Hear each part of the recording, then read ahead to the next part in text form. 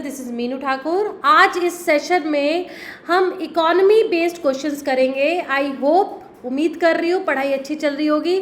नहीं चल रही है तो भैया चलानी तो पड़ेगी, रेस तो लगानी पड़ेगी, टाइम कम है, but this time is very tricky and also very important. इस टाइम पे आप जो भी पढ़ते हो वो कहीं ना कहीं माइंड में बहुत ज़्यादा तेज़ी से स्टोर होने लगता है, क्योंकि प्रेशर के साथ साथ स्पीड भी बढ़ जाती है।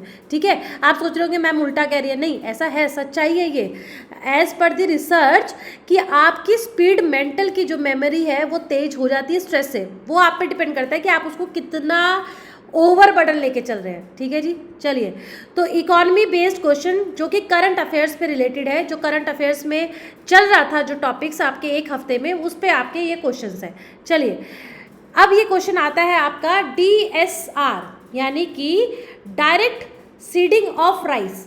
इसके बारे में आपको बताना है, सीडिंग ऑफ राइस। ठीक है, क्या पूछा है? करेक्ट। सबसे पहले आपको एग्जामिनेशन हॉल में पहला क्वेश्चन यही चेक करना है कि भैया वो करेक्ट पूछ रहा है या आपका इनकरेक्ट पूछ रहा है। ठीक है, ये फर्स्ट टास्क हुआ आपका, क्योंकि यहीं पे बच्चे ना ह्यूमन एरर करते हैं। ठीक है, तो ह्यूमन एरर नहीं करना है। चलिए DSR के बारे में बताना है। पहली स्टेटमेंट क्या है? It is effective against weeds and saves water compare to transplanting. DSR uses less water per irrigation. In DSR, water act as a natural herbicide. देखो अभी तक क्या होता है, राइस का अगर कल्टीवेशन की बात करें, राइस को हम पैडी भी कहते हैं, इसकी जब कल्टीवेशन की बात करते हैं, खरीफ फसल है, पानी ज़्यादा लगता है, तो सबसे बड़ी समस्या क्या आती है कि इसके बीज को ना सबसे पहले नर्सरी में रखा जाता है, नर्सरी में स्टोर किया जाता है, वहाँ पे एक बार इरिगेशन भी दे दी जाती है। फिर उसके बाद 27-28 दिन के बाद, ठीक है, फिर उसको फील्ड में, उस सीड को फील्ड में उगाया जाता है, तब जाके राइस का कल्टीवेशन होता है और लार्ज स्केल। यही है ट्रेडिशनल आपका, या फिर कह सकते हो इसको पडल मेथड भी कह सकते हैं, ट्रांसप्लांटिंग मेथड भी कह सकते हैं। But how this technique, this modern technique different from, कि यहाँ पे इस टेक्नोलॉजी में आपको ऐसा नर्सरी में करने की कोई ज़रूरत नहीं है। It saves your time also. आप डायरेक्ट सीड्स को फील्ड में लगा सकते हैं। इससे क्या होगा, इससे आपका पानी भी बचेगा। ठीक है, जो इरिगेशन आप पहले कर चुके हो वो बचेगी, टाइम बचेगा। ठीक है, तो यहाँ पे इसकी जो कॉस्ट है वो भी कम होगी, क्योंकि पडलिंग में ट्रेडिशनल में ज़्यादा लगता है। पहले 25 दिन पे पहले आप वहाँ नर्सरी में मैनेज करोगे, फिर उसके बाद फील्ड में आओगे। यहाँ पे इस तरीके से इस टेक्नोलॉजी में ऐसा नहीं है। ये पंजाब सरकार ने इसको, इस टेक्नोलॉजी को और भी इनकरेज किया है वहाँ के फार्मर्स को। SRI, अगर हम सिस्टम ऑफ राइस इंटेंसिफिकेशन की बात करें तो ये मेडागास्कर में सबसे पहले इस्टेब्लिश हुआ था। इस पे आई थिंक क्वेश्चन भी पूछ चुका है UPSC। उसके बाद ये दूसरी कंट्रीज़ ने भी यूज़ किया इस मेथड को, अपने भारत में भी ये मेथड यूज़ हुआ था। अगर हम डायरेक्ट सीडिंग ऑफ राइस की बात करें तो इसके अंदर sowing paddy straight in the field without any nursery preparation, puddling और फ्लडिंग, जो आपके पडल और फ्लड में मेथड में यूज़ किया जाता है नर्सरी प्रिपरेशन, उसमें आपको डायरेक्ट इस टेक्नोलॉजी में यूज़ करने की ज़रूरत नहीं है। इट यूजेस लेस वाटर पर इरिगेशन। आपको पता है कि भारत में या खरीफ फसलों में सबसे बड़ी चुनौती, जो चैलेंज आता है वो इरिगेशन का आता है। वाटर की समस्या सबसे बड़ा चैलेंज आता है, इसीलिए हम उन क्रॉप्स को या उस टेक्नोलॉजी को और भी प्रमोट करते हैं जिसके अंदर आपका वाटर का लेस यूज़ हो। ठीक है, तो DSR replaces water with chemical herbicides. Even water as एक नेचुरल हर्बिसाइड्स की तरह भी यूज़ होता है। Hence statement second is correct. ठीक है, उसके बाद आपका थर्ड करेक्ट क्यों नहीं है? क्योंकि उसमें क्या था कि जब ट्रांसप्लांटिंग होती है तो wet fields essentially deny oxygen to the weed seed in the soil which inhibiting their germination. तो water function as a natural herbicide, तो ये नेचुरल हर्बिसाइड की तरह काम कर रहा है। क्वेश्चन में क्या था? क्वेश्चन में ये था कि इसमें water act as a natural herbicide. ठीक है, तो इसके अंदर क्या है कि water function as a natural. देखो ट्रांसप्लांटिंग में ऐसा ये होता है कि जब वेट फील्ड्स होती है तब oxygen to weed seeds in the soil inhibiting their germination water thus, ये ट्रांसप्लांटिंग में होता है ना कि इसमें। DSR is more effective against weeds and required less water than transplanting. First stage सही है आपकी। अगर सेकेंड इरिगेशन की बात करें, it is only needed 18-20 days after sowing a second post emergent herbicides by pyribac sodium is administered. ये आपको इतना याद करने की जरूरत नहीं है, less important for your examination point of view. आपको सिर्फ इतना याद करना है कि भाई ये DSR how it is different from the transplanting और ट्रेडिशनल मैथड ऑफ और the technology of rice cultivation. ठीक है जी। नेक्स्ट क्वेश्चन आपका है किसके ऊपर बेस्ड है, सोलर एनर्जी के ऊपर। आप सभी को पता है सोलर पैनल्स लग रहे हैं, सोलर एनर्जी को प्रमोट किया जा रहा है, क्लीन एनर्जी का कंसेप्ट है, ठीक है, जिसमें हमने काफ़ी ट्रीटी साइन की है। तो इसके रिलेटेड में आपको क्या बताना है, correct. India was the world's third largest solar power generator in 2023। India generated 20% of its electricity from solar power in 2023. India saw the largest increase in solar generation worldwide in 2023. तो देखो भाई second statement में doubt होना चाहिए, क्योंकि 20% अगर हमारा इससे कंट्रीब्यूशन या फिर इससे आपकी सोलर पावर से एनर्जी जनरेट हो गई तब तो हम बहुत ही ज़्यादा अचीव कर लेंगे। अभी ऐसी नौबत नहीं आई है, नौबत क्या ऐसी अपॉर्चुनिटी, ऐसा अवसर अभी भारत में नहीं आया है। सोलर की अगर मैं बात करूँ तो हमारा जो जनरेशन हो रहा है सोलर एनर्जी का वो सिर्फ 5.8% है, जिसमें हम सोलर्स के थ्रू इलेक्ट्रिसिटी को जनरेट कर पा रहे हैं। ठीक है, इसीलिए आपकी second statement is not correct. First क्यों करेक्ट है कि yes we are the third largest, world की हम third largest solar power generator बन चुके हैं, 2023 में बन गए हैं, इसीलिए फर्स्ट स्टेटमेंट करेक्ट है, second statement is not correct. Third statement भी करेक्ट है, क्यों करेक्ट है, नहीं सॉरी करेक्ट नहीं है, क्योंकि इंडिया का जो है वर्ल्ड का फोर्थ लार्जेस्ट इंक्रीज हुआ है 2023 में, ना कि सबसे ज़्यादा इंक्रीज हुआ है। ठीक है, तो थर्ड स्टेटमेंट क्या थी, थर्ड स्टेटमेंट थी कि saw the largest, again a question mark, पूरे वर्ल्ड में हम क्या नंबर 1 पे कि सबसे नंबर 1 पे बन चुके हैं electricity generate from this solar panel, नहीं ऐसा नहीं है। बट हाँ ये भी अचीवमेंट है कि हम फोर्थ लार्जेस्ट इंक्रीज हमने किया है वर्ल्ड की इस 2023 में, और सरकार ने बहुत सारे इनिशिएटिव्स लगाए। ठीक है, तो चाइना के आफ्टर यूनाइटेड स्टेट्स कितना किसका है देखा जाए तो +18 टेरावाट आवर इतना हमारा टन हुआ है। चाइना का कितना था, 156 था, और यूनाइटेड स्टेट्स का 33, ब्राज़ील का 22। भैया चाइना तो हम सबसे कितना ज़्यादा आगे बढ़ जाता है।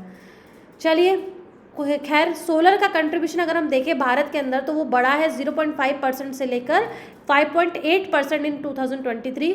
एनर्जी सेक्टर से यूपीएससी पूछता है, प्राइम है, एनर्जी, एग्रीकल्चर है ना, इंफ्रास्ट्रक्चर का ही तो पार्ट है एनर्जी एक तरीके से, तो ये आपको इसके कोई भी क्वेश्चन छोड़ना नहीं है। ठीक है, अब यहाँ पे क्या है मुख्य बात है, 2030 की बात कर रहे हैं, ध्यान से देखिए। As part of its national climate change strategy India has place to achieve 50% cumulative electric power installed capacity from non fossil fuel based energy resources by 2030। ठीक है, इंपॉर्टेंट फैक्ट है, यूपीएससी में सीधी स्टेटमेंट पूछ सकता है। 50% हमने तय किया है, हमने प्लान किया है, 2030 तक हम ये कर चुके होंगे। चलिए नेक्स्ट क्वेश्चन है इंडिया नाइजीरिया के ऊपर। क्यों है भाई, चर्चा में ये था कि चाइना जो है, चाइना ना पिछले 2 डिकेड से अगर हम बात करें, पिछले 20-25 सालों से भाई सब ये जो सहारन अफ्रीकन कंट्री है, सब सहारन अफ्रीकन कंट्री, उसमें अपना ना फैलाव कर रहा है, इकोनॉमिक रिलेशंस को बहुत डेवलप कर रहा है। क्यों डेवलप कर रहा है उनके साथ, आपको पता ही है अफ्रीका एक ऐसा कॉन्टिनेंट है जहाँ पे आपके बहुत मिनरल्स हैं, बहुत सारे रिसोर्सेज है, बस उसका एक्सट्रैक्शन नहीं है। इतने मतलब कह सकते हैं आपके सोने की खाने हैं, मिनरल्स की बात की जाए, लेकिन अफ्रीका क्यों नहीं ग्रो कर पाया, क्योंकि उनके पास टेक्नोलॉजी नहीं है to extract all this minerals. वहीं पे चाइना भैया इस बात की बखूबी जानता है अफ्रीका की इंपॉर्टेंस को। तो चाइना पिछले कई सालों से अपना इकोनॉमिक रिलेशन को बढ़ा रहा है, लेकिन अभी हाल में चर्चा में क्या था कि क्योंकि इसके खुद के प्रॉपर्टी क्राइसिस प्रोलॉन्ग चल रहे हैं, कई सालों से चल रहे हैं, तो उसकी वजह से इसने अपनी इन्वेस्टमेंट को स्लो कर दिया है। ये कब आया, जब IMF ने ये लास्ट ईयर डिक्लेयर किया कि भाई चाइना के जितने भी एफर्ट्स है वो इकोनॉमी थोड़ी सी स्लो हो रही है, सब सहारन अफ्रीका में जितनी पहले हुआ करती थी वो डिप्ट हुई है below $1 billion last year, the lowest level in over 2 decades. सोचिए कि इसने 20 सालों में कितना ज़्यादा ग्रोथ किया होगा अफ्रीका में, जो कि अब $1 बिलियन से बिलो है। तो according to IMF China's influence in Africa is such that a 1 percentage point drop in Beijing's growth rate could cut average growth across the continent by 0.25% within a year. तो भैया IMF का prediction है China की जो growth है वो खुद की कम हो रही है, जिसकी वजह से वो कॉन्टिनेंट में जितना दे पा रहा था उसने रिड्यूस कर दिया है, ठीक है। इसकी वजह से किसको बेनिफिट हो रहा है? लार्जली इंडिया को, ठीक है। अब चलते हैं क्वेश्चन पे। अब इंडिया और नाइजीरिया का हमने रेलिवेंस देखा कि क्यों ये क्वेश्चन बना है। Nigeria is the largest trading partner of India in the African region. ध्यान से स्टेटमेंट को समझिएगा। स्टेटमेंट कहता है कि नाइजीरिया सबसे ज़्यादा बड़ा पार्टनर है भारत का अफ्रीका रीजन में। क्या ये सही है? The bilateral trade between India and Nigeria has increase in 2023-24 as compare to 2022-23। ये स्टेटमेंट करना आसान होता है, but this statement sometimes make confusion in mind of aspirants. क्यों? क्योंकि लार्जेस्ट, अब आपको यहाँ पे ये नहीं दिखा कि दी बिगेस्ट लार्जेस्ट है या फिर लार्जेस्ट। यहाँ पे लार्जेस्ट अगर ऐसा वर्ड है तो मतलब वो यही कह रहा है कि नाइजीरिया नंबर 1 पोजीशन पे है, जबकि ऐसा नहीं है, ठीक है। तो भाई पहली स्टेटमेंट करेक्ट नहीं है, सेकंड लार्जेस्ट है ना कि फर्स्ट लार्जेस्ट। मैंने जैसे आपको बताया था कि अगर लार्जेस्ट लिखा है तो इसका मतलब ये है कि बिगेस्ट नहीं है, सेकंड लार्जेस्ट है। सेकंड स्टेटमेंट करेक्ट है क्योंकि भैया 11.8 बिलियन 2022-23 में था डॉलर, ये ट्रेड था, जबकि 2023 में कितना हो गया आपका? Bilateral trade stands eight $7.89 billion, ठीक है। ये 1.18 बिलियन होना चाहिए, लेकिन ये डिक्लाइन हो रहा है। यस, ये डिक्लाइन हो रहा है, hence second statement is also not correct, ठीक है। दोनों ही गलत है। नाइजीरिया और इंडिया के बीच में जो ट्रेड था वो पिछले ईयर से लेकर इस ईयर में डिक्रीज़ हुआ है। 11.8 बिलियन था 2022-23 में, अब की बार कितना हो गया? 7। तो ये डिक्रीज़ हुआ है, तो दोनों ही स्टेटमेंट आपकी रॉन्ग है। तो करेक्ट आंसर हो गया ऑप्शन डी, नीदर 1 नॉट 2, ठीक है। नेक्स्ट क्वेश्चन चलते हैं एग्रीकल्चर इंफ्रास्ट्रक्चर फंड के ऊपर, ठीक है। ये स्कीम है, क्या पूछ रहा है? करेक्ट पूछ रहा है। ये scheme covers post harvest management. Only scheduled commercial banks are allowed to participate in providing this financing facility. Under this scheme, it is mandatory for borrowers to contribute at least 10% of total project cost irrespective of available capital subsidy. अब चलते हैं इसके बारे में। Basically ये क्या है? Agriculture infrastructure fund, ये एक नया प्लान है या नया सरकार की एक सेंट्रल सेक्टर स्कीम है जो 10 सालों के लिए लॉन्च की गई है। 2020-21 में की थी और इसका लास्ट एंडिंग ईयर है 2032-33।